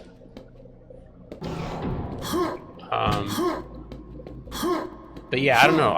It was okay. I just wish that like some of those rooms just had a little bit more, like I said, variation to them height wise, and not having like a full second floor, but just like. I think in general, when you make Quake maps, including multiplayer too, you want a good amount of height variation. Not too much, but enough height variation, enough cover to kind of keep things interesting. You want kind of that almost like Tom and Jerry type of combat, where you have all the enemies trying to shoot you, and you're kind of getting in and out of cover, and you're moving around. If you ever feel like you're in a position, I think, where you're like able to just stay stationary and just shoot, it gets really boring. That's kind of more like a Call of Duty thing, which Call of Duty has other elements to keep it from being boring, but a lot of Call of Duty's gunplay in the campaigns, not talking about multiplayer here, in the campaigns, those campaigns are very just like, you know, get behind cover, pop out, shoot a few guys, get back behind cover, reload, etc. And you really don't want that kind of gameplay in Quake. You want to keep the player like always moving and grooving. And yeah, I feel like that last boss encounter just didn't do that for me. I was just kind of stationary. Like another way to go about that is like you give the player a quad and just have it be like a DPS race, which is also kind of interesting. But honestly, just design like a better arena with some cover and some small height variation. I think it's just probably the best way to handle something like that. The map looked cool though. I don't know. That tank depot level was made by Shaturi.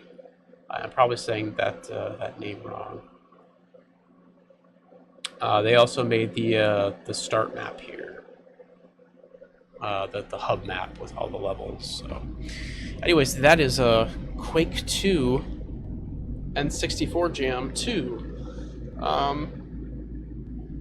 Yeah, I don't know. It was all right. I think most of my frustrations aren't with the maps and just with Quake 2 in general. I really don't like the weapon switch speed in Quake 2. I can't stand it. I also think Quake 2 N64 not having strafe jumping is really frustrating. And I don't understand like what the reason for that is. I feel like there maybe is like some sort of technical reason that you just like can't do it. I mean, obviously you could now if you really wanted to, but like they're trying to emulate the movement of the N64. So I think there was on the N64 there was some reason that they got rid of the strafe jumping. I don't know why though.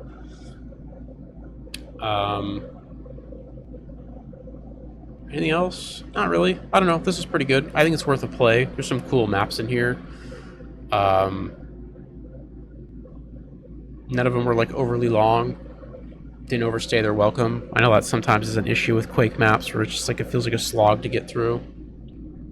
But yeah, I don't know. This is fun. I really like I said earlier, I like the color palette of Quake 2 N64. I think it's just very vibrant if done right. You can get some really cool looking areas that are very that kind of pop more than vanilla like PC Quake does. Since PC Quake tends to be more like red-brown colors.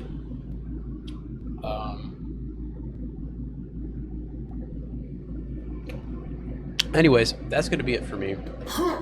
Thank you to all the mappers for putting this together and making the maps, and thank you for watching. Hopefully you enjoyed, and have a good one. Take care. GG's.